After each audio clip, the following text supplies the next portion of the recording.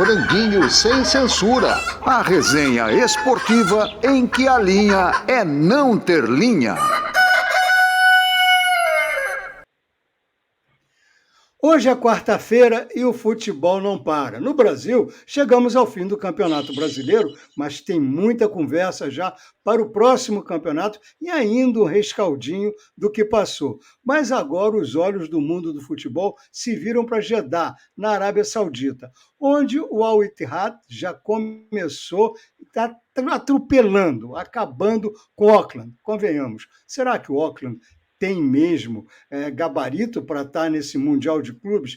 Tomou um 3-0 até embaraçoso do Al Ittihad. Al Ittihad joga de novo na sexta-feira contra o Al Ahly, time do qual podemos dizer, sem a menor modéstia, que não sabemos praticamente nada, mas o Al Ittihad já aparece como favorito. E na segunda-feira, é esse Al Ittihad do Benzema, do Kanté, do Romarinho, que o Fluminense vai pegar. O Fluminense deve estar chegando a Jeddah agora, tem até segunda-feira, para se adaptar a um fuso horário de 6 horas.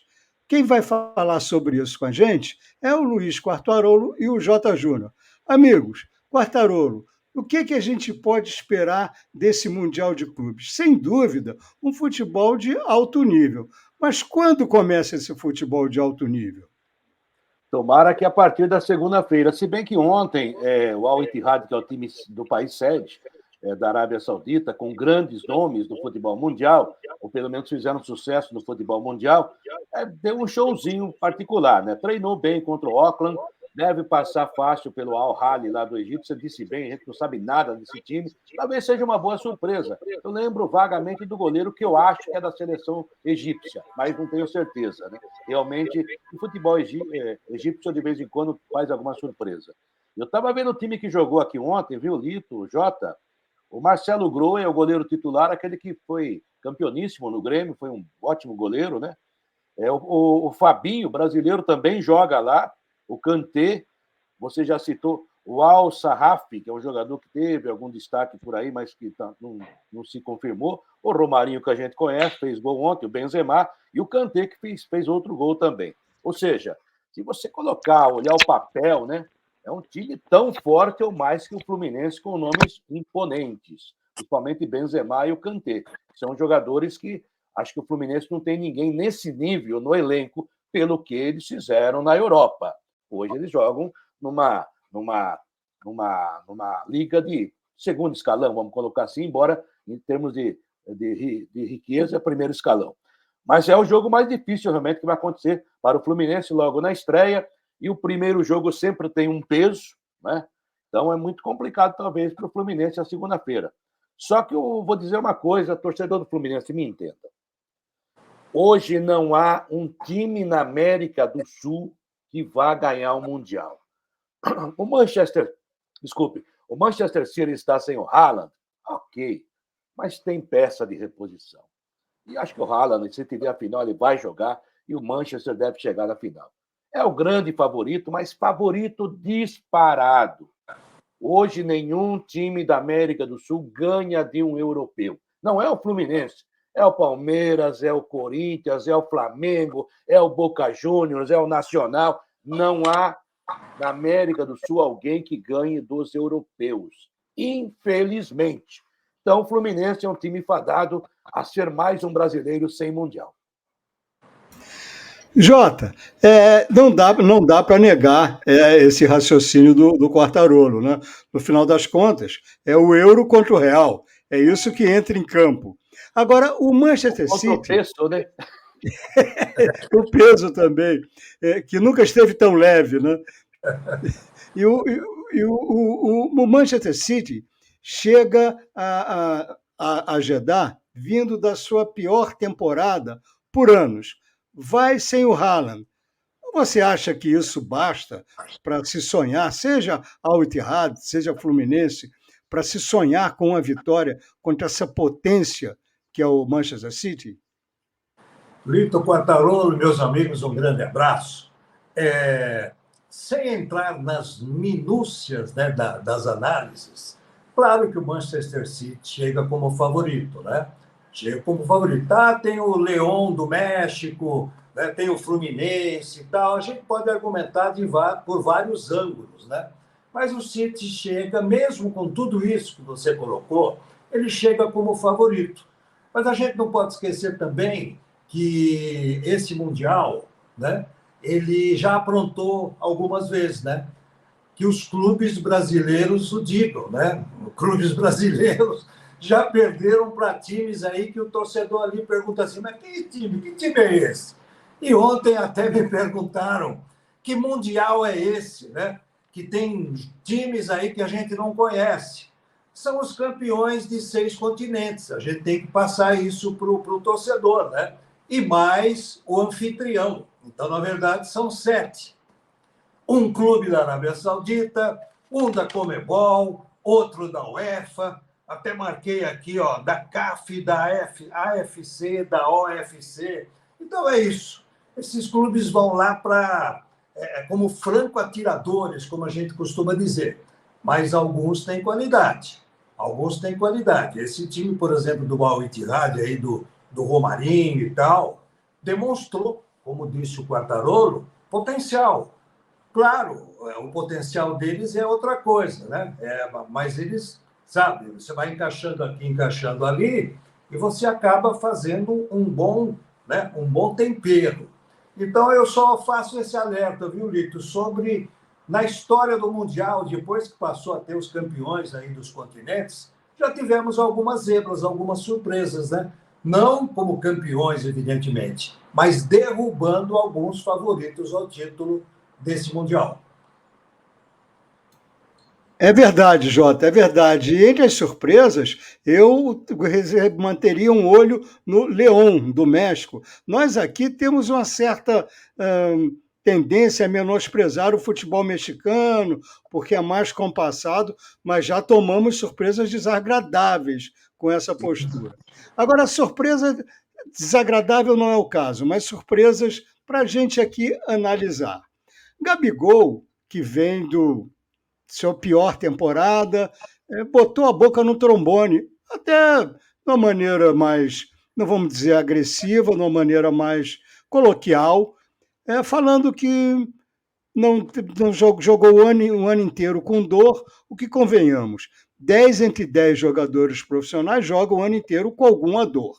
Isso, né, já o Oscar Schmidt, do basquete, nossa grande estrela, já dizia, a dor faz parte do uniforme. Até aí tudo bem. Se queixou, falou, já tem não é nada de novo, os médicos do Flamengo já vêm falando sobre isso, programando até, eventualmente, uma cirurgia leve nessa fase do ano, mas o que foi engraçado foi ele cavando uma titularidade junto ao Tite. Disse ele que ele é o único jogador do Flamengo que não começou o jogo, que não foi titular contra o Flamengo. Mas, na verdade, ele já não vem sendo titular o ano inteiro. Desde o Vitor Pereira, né, no nome do técnico português, passando pelo, meu Deus, o argentino. Sampaoli. E ele... Será que ainda funciona, Quartarolo, essa história de cavar uma titularidade através da mídia? Eu acho assim, ele tem direito de querer ser titular, já foi, tem uma história no Flamengo, e eu acho que o jogador tem que querer ser titular sempre, mas respeitando o concorrente. Ele não desrespeitou o concorrente nessa chegada do Tite, ficou na dele, inclusive foi um Gabigol muito mais tranquilo do que a gente via, talvez até pela proximidade do fim do contrato. Claramente ele quer fazer um novo grande contrato em algum lugar, mas com o Tite ele não vai jogar. O Tite tem várias virtudes, como todos nós, e tem defeitos também. Um dos maiores defeitos do Tite, embora ele tenha melhorado muito, ele guarda um ranço, né? Quando tem certas coisas que ele guarda para ele e não perdoa. O Gabigol não jogou nada com ele na seleção brasileira, acho também que o esquema não ajudava, né? E o Tite parece que não esquece disso. E ele vai ter que fazer um jeito do Gabigol jogar, porque o Gabigol é caro demais para ficar no banco. Esse é o maior problema. Você pagar um jogador desse mais de 1 milhão, 2 milhões por mês para ficar no banco, sei lá, Embora o Flamengo diga todo dia que é o time mais rico, tem muito dinheiro, tem 200 milhões para gastar, mas, sabe, isso aí não vai pressionando. Aí o que acontece? Se o Pedro não faz gol, a torcida começa a gritar pelo Gabigol, a imprensa cobra pelo Gabigol, tanto é que ele notícia sem jogar há mais de 6 meses, jogar em alto nível, estou dizendo. Aí chegou o Tite ele já não se deu bem com o Tite na seleção, não se deu bem taticamente, futebolisticamente, né? Pessoalmente, parece-me que não tem problema nenhum. Mas ele não foi bem. E com 27 anos de idade, está na hora dele resolver a vida dele também. Eu acho que ele está usando o Corinthians para tentar fazer um novo grande contrato com o Flamengo. Porque se você for analisar o que ele ganha, pelo menos é o que a gente sabe, aqui ninguém é da Receita Federal, né? E nem quero ser, mas no Brasil acho que ninguém vai pagar isso. Talvez com a saída do Suárez no Grêmio possa ser uma ação aí. Eu não gosto de falar de ação de marketing, viu? Porque você, por exemplo, Lito, entende disso muito mais que eu. O Jota é como eu, né? Se a gente for vender água no deserto, a gente compra 3 caminhões de areia, provavelmente, né? E volta com dívida. Não é do ramo. Mas a verdade é que podia ser feita uma ação como fizeram com o Suárez, que deu certo. Levar um jogador de, não diria com o mesmo nível, que eu acho que o Gabigol é inferior ao Suárez, mas realmente para impactar. E a única coisa boa de tudo isso é que realmente agora todos já sabem que o Zico foi muito maior que o Gabigol. Esse é o que chamar fechar um argumento com chave de ouro. Agora, Jota, uma outra movimentação de mercado que, para mim, foi altamente surpreendente. Renato Augusto não vai continuar no Corinthians, é um jogador com um passado brilhante, mas com um futuro duvidoso, não por suas qualidades profissionais, não por suas qualidades pessoais, que ele é inatacável, mas o tempo. E ele vai para um time que exige muito, Fluminense. Como é que você consegue imaginar a atuação, a importância, o desempenho do Renato Augusto no time do Fernando Diniz? Lito Quartarolo e meus amigos, se o Fernando Diniz, acho, e creio que sim, né? Se ele aprovou a contratação do Renato Augusto, né, para vestir a camisa do tricolor carioca, sob o comando dele, evidentemente, porque ele vai continuar, eu acho que ele tem uma cartinha na manga para o Renato Augusto no desenho tático do time do Fluminense, né?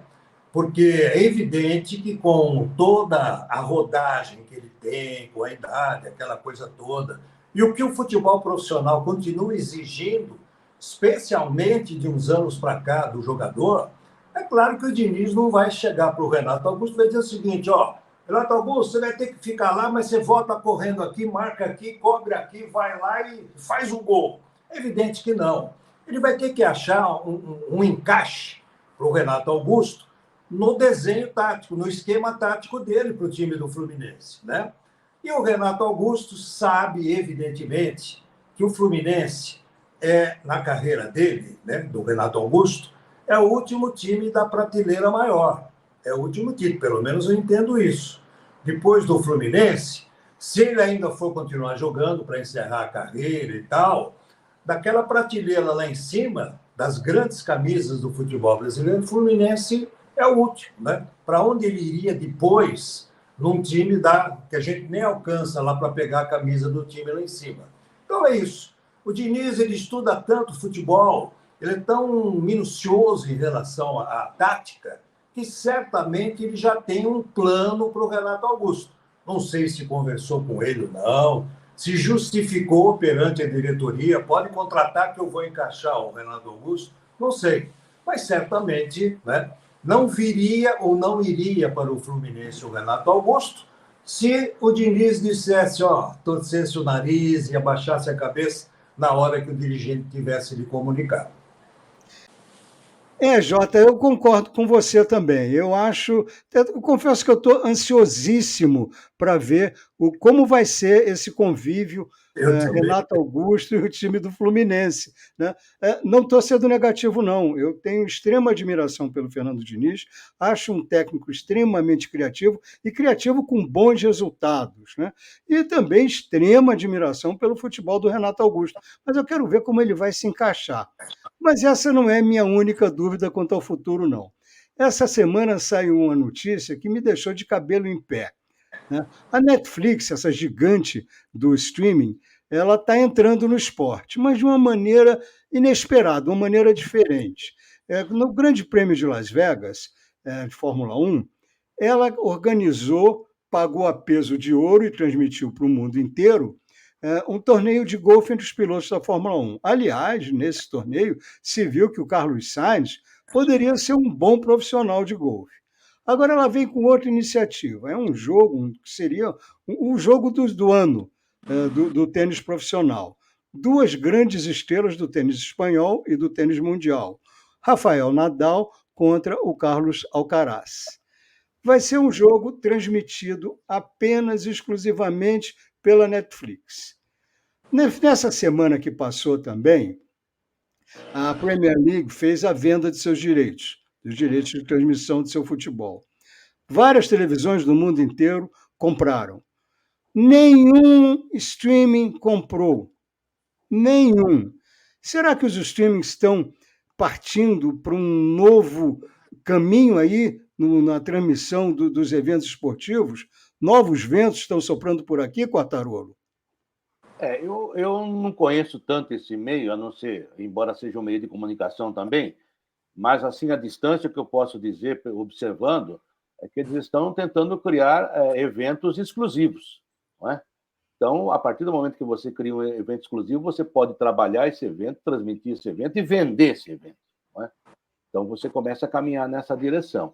Quanto aos campeonatos, eles estão muito espalhados e muito disputados. Por exemplo, a Premier League, quem não quer? Então, aos poucos, eles vão se direcionando. Eu acho que a própria comunicação internética, né? Não sei ainda se essa palavra existe, internética, mas vamos colocar assim, ela vai encontrando o seu caminho, né? Aos poucos, os nichos vão sendo atendidos, atingidos. Então, eu vejo dessa forma, mas eu vejo de uma forma muito distante, muito superficial, porque eu não sou especialista na área, não. Mas eu acho que é um bom caminho para a comunicação. Eu trabalhei numa rádio que não tinha nada a ver com isso, mas o seu Tuta, de vez em quando, inventava lá umas ações, né, justamente exclusivas, né? Trouxe o Aurélio Miguel para se exibir no Ibirapuera, numa luta. E aquilo realmente deu uma repercussão muito grande. Não nesse nível, é claro, mas já era, né, um embriãozinho. E depois ele não conseguiu tocar, também ficou doente, mas ele tinha essas ideias meio malucas na época, né, de fazer alguma coisa assim. Então, talvez seja um caminho para fugir justamente da concorrência que está tão exprimida, cada vez mais caro até pela própria concorrência. Todo mundo vai querer ver esse jogo do Nadal e Alcaraz. Até quem não conhece o tênis. É a mesma coisa. O Paul McCartney esteve aqui em São Paulo, sobrou gente fora. Se ele quisesse, daria para fazer show até sábado que vem. Né? E conheço muita gente que talvez não goste tanto do Paul McCartney, mas o evento era grandioso demais. Né? E você vai. Eu iria, o Jota iria, você iria, qualquer um de nós, porque realmente é um negócio fabuloso. Você vê um ícone, um gênio, né? Então, tem essas coisas. Eu acho que é um caminho bom, porque vai dar emprego para muita gente. E o franguinho está na parada, hein, Lito? O franguinho está na parada. Eles que se cuidem. Jota, sem dúvida, o franguinho está na parada. Vamos ver, né? Mas, Jota, eu fico aí meio dividido, não sei se preocupado ou otimista, porque a partir do momento que o streaming começa a sair dos grandes torneios de futebol, eu fico dividido. Bom, talvez seja uma chance para eles irem para os torneios menores. Menores, eu digo, em termos de alcance, aonde eu colocaria o futebol brasileiro, né? Apesar de toda essa confusão, CBF, SAF, essas coisas todas, mas, de qualquer maneira, seria uma esperança. Por outro lado, eu fico achando que se nem a Premier League vende, o que será do nosso futebol. Em que lado você se coloca aí? Você fica mais preocupado? Você fica mais otimista? Não, eu fico otimista, né? Porque a tendência, com essas grandes empresas de comunicação agora, com esses CEOs todos aí, que a gente nunca ouvia falar, né, Quartarolo? Agora, CEOs. O nosso CEO, por exemplo, é o Alfredo Toné. Então, você tem assim, sabe? Então, eu fico tranquilo e fico otimista, Lito, Quartarolo e meus amigos, porque por trás, ali, naquelas reuniões com ar-condicionado, cafezinho, tem muita gente inteligente e de muita visão. Então, eu vejo assim, tudo isso que está acontecendo, o streaming e tal, isso, aquilo, foi um tufão que veio, levantou aquela poeira e a poeira não assentou ainda. Ainda muitas coisas estão acontecendo e vão acontecer, né? O que não pode acontecer, evidentemente, é o que você acabou de colocar. É que as atenções todas sejam voltadas exclusivamente, comercialmente, para os grandes eventos. Ah, mas isso é lógico, todo mundo vai querer um grande evento para comercializar. Mas eu acho que dá para estender aí, sabe, aqueles braços do polvo, é polvo que tem os braços ali, nos tentáculos, dá para estender para outros campeonatos, torneios, eu acho que dá para estender. Até porque tem a questão do poder aquisitivo, né? Então, você pega um país como o Brasil, por exemplo, né, que para milhões e milhões de pessoas o streaming ainda é um fantasma, ainda é uma coisa que assusta, indecifrável, né? E que custa, evidentemente. Então, eu acho que esse estudo também está sendo feito. Bom, o Campeonato Brasileiro, o Campeonato Argentino, o Campeonato... E aí, como é que nós fazemos com isso? Deixa, guarda aí que nós estamos levantando estatísticas, estudos, pesquisas, porque pode sobrar alguma coisa para eles. E aí, então, a gente fica assim, né? Que sobre alguma coisa para nós também, para que o futebol brasileiro, que já foi mostrado lá fora, né, o campeonato, para que ele possa ser mais difundido, né? Para que lá fora eles possam ver o que nós estamos fazendo aqui, ou não estamos fazendo, em termos futebolísticos. Eu estou otimista. Tomara que você esteja certo. Eu te confesso que eu estou preocupado, porque para mim isso deixa claro, mais uma vez, que nós estamos 1, 2 ou 3 passos atrasados, né? Mas vamos ver o que acontece. Porque a tal história, se você tem visibilidade, você tem rentabilidade. E isso, infelizmente, por causa da cabeça pequena dos nossos dirigentes, a gente nunca consegue ter. Mas, de qualquer maneira, vamos voltar nossos olhos para Jeddah, vamos todos ficar de olho, porque sexta-feira a gente vai conhecer quem vai ser o primeiro adversário do Fluminense nesse Mundial de Clubes. Até lá, gente, dedos cruzados, porque, olha, esse tal de Al Ittihad é jogo duro. A gente vai saber melhor na sexta-feira. Pessoal, brigadíssimo aí pela presença de vocês. Abraço. Sexta-feira nos vemos. Até lá. Franguinho sem censura. A resenha esportiva em que a linha é não ter linha.